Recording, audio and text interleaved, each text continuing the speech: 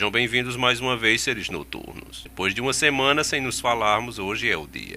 O nosso quadro que tem a hora fixa, sempre à madrugada de sábado para domingo, exatamente às 0 horas. E hoje eu trago para vocês um tema muito intrigante. Uma pergunta que quase o mundo todo já fez, em diferentes épocas. Fantasmas são reais? Qual é a opinião da ciência sobre esse fenômeno? Será que tantas pessoas de diferentes regiões e épocas pelo mundo todo estão todas mentindo? Vamos descobrir agora no nosso quadro.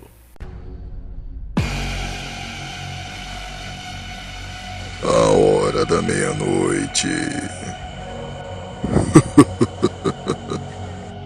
Ainda existem muitas pessoas que negam com toda certeza a existência do sobrenatural. Recentemente, uma pesquisa realizada nos Estados Unidos sobre o assunto revelou o seguinte pensamento por parte dos americanos: nós não sabemos se assombrações existem ou não, mas na dúvida é melhor não brincar muito com o assunto. Esse é o pensamento de muitos norte-americanos. Essa pesquisa foi feita pelo Instituto Gallup no ano de 2001.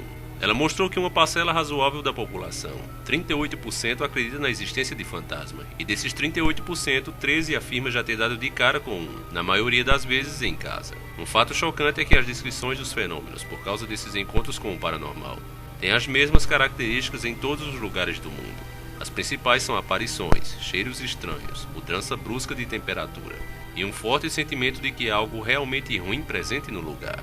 E esses estranhos fenômenos envolvem mais especificamente aparições de espectros luminosos ou vultos. Eles podem ser acompanhados às vezes de ruídos como o arrastar de correntes, gemidos, choro. E quem afirma isso é a pesquisadora Fátima Regina Machado, professora da Faculdade de Comunicação e Filosofia da PUC de São Paulo. Ela é coordenadora do INTER-PCI, Grupo de Estudos de Semiótica e Interconectividade e Consciências. Pessoas nascidas em diferentes épocas narram por toda a história humana terem visto figuras ou fantasmas em lugares que foram palco de alguma tragédia. E todas elas descrevem-nas com as mesmas características. Mas se as coisas realmente são dessa forma, por que é que quando alguns de nós vai tirar limpa a história não vê nada além de casas velhas em mau estado, que o único risco que oferecem é desmoronar em nossa cabeça? Uma das respostas aceitáveis é porque apenas algumas pessoas parecem ter a sensibilidade maior para ver ou sentir algum tipo de presença do sobrenatural. O que obviamente leva a ciência a questionar, porque tudo pode ser, na opinião deles, fruto da imaginação de alguns, que se impressionam sabendo dos ocorridos nesses lugares assombrados. Eles sem querer deixam a imaginação fluindo, acabando assim deixando seus cérebros mais suscetíveis a ter ilusões. Mas se tudo é realmente ilusão, o que vamos dizer de um caso como o acontecido nos Estados Unidos no começo dos anos 80, com o casal Jack e Janet Sismow, acompanhado de seus 4 filhos e seus avós paternos? Essa família mudou-se para uma mansão vitoriana em West Pittston, na Pensilvânia, costa leste dos Estados Unidos. Depois de alguns meses no local, fenômenos estranhos começaram a acontecer, como objetos voando e grito de aparentes vítimas de estupro saindo pelas paredes. A verdadeira história dessa família começa em 1973, quando Smurf compra esta casa devido ao furacão Agnes, que o obrigou a deixar sua residência em Wilkes-Barre. John e Mary decidiu comprar um duplex em Pittston e partilhar a casa com seus filhos e sua família. No entanto, depois de poucos meses eles vivendo ali, uma mancha estranha apareceu em um tapete novo. A TV de Jack explodiu em chamas. Ele teve vários problemas contínuos. As portas da casa de madeira, pia e banheira foram cobertas de arranhões de animais. Os fenômenos continuaram por anos. Os tanques de água esvaziavam sozinhos. Passos, gavetas que abrem e fecham sozinhas, rádios que foram iluminados, cheiros cítricos, cadeiras de balanço em movimento, e além disso, gritos e xingamentos. Em 1985, a sua esposa ouviu alguém chamar, mas quando ela se virou, estava sozinha. Dias depois, enquanto ela fazia o jantar, uma figura negra em forma humana apareceu na cozinha. A sombra através da parede apareceu no lado oposto. Um ventilador de teto caiu centímetros de Shannon. E uma noite antes da confirmação, o cão da família foi jogado contra a parede repetidamente. A família Smough relatam sentir um cheiro de fumaça e carne podre. Eles ouviram o som pela casa. Parecia chocalhos, casco de porco, gemidos e suspiros os mais horripilantes. Portas se abriram e se fechava sozinha. As luzes apagavam e iluminavam, sem brilho. Fantasmas em diversas formas desfilavam diante deles. A televisão andou pelo quarto. Mesmo o cão da família, um pastor alemão de 75 quilos, foi jogado contra o muro na presença de Jack. Um ano convivendo com isso, em 1986, a família contratou um casal de demonologistas, Ed e Lorraine. Eles começaram a investigar os eventos. Warren havia estudado anteriormente o caso de Amityville. De acordo com Ed, havia 3 espíritos e um poderoso demônio. Eles tentaram expulsá-lo de lá tocando músicas religiosas e orações, mas essas entidades não gostaram e responderam agitando espelhos e mobílias. Ed disse que sentiu uma queda na temperatura e viu uma massa escura na casa. Logo em seguida, o demônio deixou uma mensagem em um espelho dizendo: "Fora daqui". Depois de meses de pesquisas, ele teve um grande número de gravações que contêm choque e ruído causado pelo diabo. Os fenômenos continuaram, e sua esposa foi estuprada por um tipo de coisa escamosa com um rosto velho e corpo jovem. Ed Warren sofreu uma tentativa de estrangulamento. Janet foi abusada sexualmente, e enquanto isso acontecia era ouvido ruídos de porcos. O bispo Robert McKinney, que realizou uma missa em latim. Ele realizou mais de 4 exorcismos, só que infelizmente tudo o que ele conseguiu foi enfurecer o diabo, que começou a perseguir Small durante feriados e no trabalho. Uma de suas filhas gêmeas, Carrie, também foi estuprada. Os outros foram cobertos com arranhões e mordidas. O bispo não quis mais voltar a realizar o exorcismo. A igreja o proibiu. Então a família procurou ajuda em um programa chamado As Pessoas Estão Falando, moderado por Richard Bay. O Coisa Ruim reagiu de novo e voltou a estuprar Jack e Janet, lançando-os pelo ar. Eles então entraram em contato com um médium. Seu nome era Maria Alice Hickman, quem examinou a casa e chegou aos resultados do Warren. Ela identificou dessa vez 4 espíritos. Um era uma velha chamada Abigail, e um homem chamado Patrick, que havia assassinado sua esposa e seu amante, e depois foi enforcado por uma multidão. Em 1986, pouco antes do Natal, Jack virou-se para ver a sombra preta, que acenou para ele, e começou novamente a soprar cheiros e agressão. Finalmente, Small mudou-se para outra cidade. Em 1988, finalmente a igreja resolveu ajudar. Eles fizeram um exorcismo que dessa vez acabou com os fenômenos que aconteciam naquela residência. 28 pessoas dos mais diferentes tipos, familiares, vizinhos, paranormais, religiosos e curiosos em geral, declararam ter presenciado esses eventos na mansão dos Small. A história rendeu vários livros e um filme chamado A Casa das Almas Perdidas, dirigido por Robert Mandel, em 1991. É uma boa dica de filme para você conferir. O que a ciência diz sobre isso? Pesquisas envolvendo medições físicas apontam que as pessoas narram mais visões de espectros próximos a lugares com forte atividade de energia eletromagnética. Fortes campos eletromagnéticos afetam nossa percepção, e então podemos ter a sensação de ver algo que não está realmente ali, uma alucinação. Ou sentir como se alguém estivesse nos observando, afirma a pesquisadora Fátima. Alguns experimentos tentam reproduzir essas sensações em laboratório.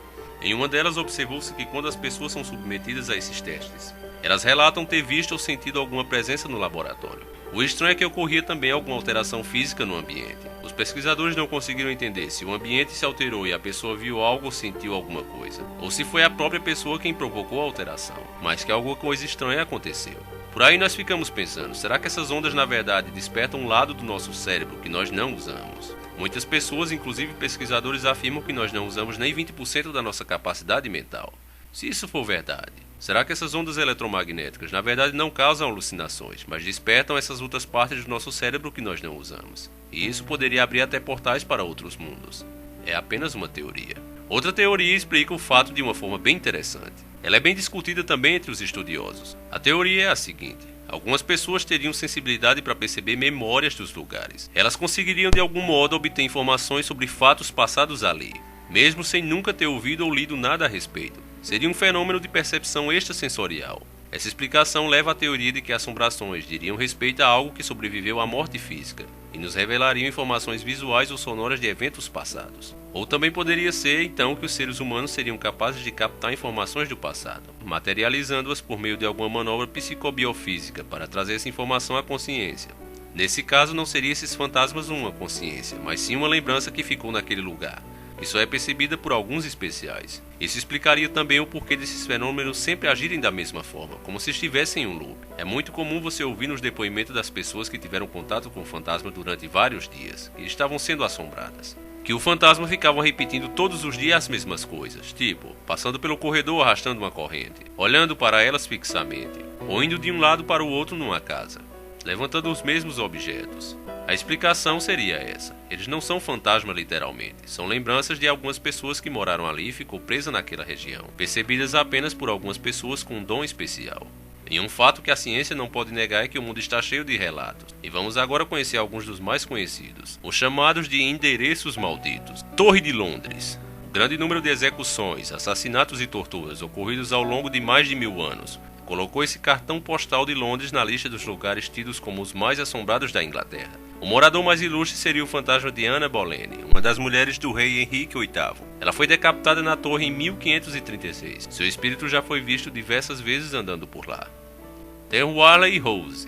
Esse lugar não tem o simpático título de a casa mais assombrada dos Estados Unidos. Ela é localizada na cidade de São Diego, na Califórnia. Ela foi construída em 1857 por Thomas Valley. Engraçado que ele escolheu um terreno que antes abrigava um cemitério. Os principais fantasmas que habitam essa casa é da filha do próprio Valley, um ladrão condenado à morte de uma garota que morreu acidentalmente enforcada na propriedade. A Casa Branca americana também é um lugar bem assombrado. George W. Bush morou lá, mas nunca ficou sozinho, segundo consta o fantasma do ex-presidente William Henry Harrison, que morreu de pneumonia em 1841, após apenas 31 dias no cargo. É uma das figuras mais vistas pelos salões da casa. Abraham Lincoln também é uma presença quase diária pelos corredores da Mansão do Poder. A primeira-dama Eleanor Roosevelt e a rainha Guilhermina da Holanda foram duas pessoas que afirmaram ter topado com Lincoln. Qual é a teoria científica para isso? Fortes campos eletromagnéticos afetam nossa percepção e podemos ter a sensação de ver algo que não está realmente ali. Uma alucinação, ou sentir como se alguém estivesse nos observando. A pesquisadora Fátima afirma isso. Para você que acha que tudo isso é coisa de gente doida, só para você ter uma ideia mais clara, fique sabendo que no Reino Unido, que abriga inúmeros castelos seculares com a fama de serem mal assombrados, o assunto é levado tão a sério que a justiça britânica inclusive já criou leis para quebrar contratos de aluguéis quando o inquilino afirma que deu de cara com um fantasma na casa. Se tudo fosse mentira, por que eles fariam isso? Eu quero saber qual é a opinião sua sobre isso. Será que as ondas eletromagnéticas, de fato, nos fazem ter ilusão? Ou será que os pesquisadores que acreditam que nós só usamos 20% da nossa capacidade mental estão corretos? E quando se faz esses testes com ondas eletromagnéticas, acabamos usando partes do nosso cérebro que não conseguimos controlar. E isso talvez abra portais para outros mundos que estão próximos da Terra. Um outro tipo de plano astral. Será essa a verdade? Ou será que tudo não passa de bobagem? Deixa aí no seu comentário. Nosso vídeo acaba aqui. Se você gostou realmente, divulgue e coloque nas suas redes sociais. Se gostou muito, se inscreva no nosso canal e faça parte dessa família. Se inscreva também na nossa página do Facebook, porque se alguma coisa acontecer com o canal, por lá nós poderemos manter contato. Agora vamos conhecer a voz campeã da Hora da Meia-Noite dessa semana, eleita pelo nosso grupo do Zap. A Hora da Meia-Noite. E essa voz medonha pertence a Gilmar Nascimento. O cara é profissional e fez 1000 vezes melhor do que eu. Ele merece sem dúvida os nossos parabéns. E você quer mandar também o seu áudio? Então faça parte do nosso grupo do Zap, me passando o seu número completo com o DDD ou falando com um dos nossos ADMs. E se você tem coragem de sacrificar um miojo com sardinha e quer ser um dos nossos patrões, então basta clicar aqui. Qualquer ajuda será muito bem-vinda. Se você não sabe ser um patrão, tem um vídeo tutorial aí na descrição do vídeo. É muito fácil você fazer o Patreon e serve para todos os canais. Fiquem com Deus e até o nosso próximo encontro. Sempre encarando o sobrenatural.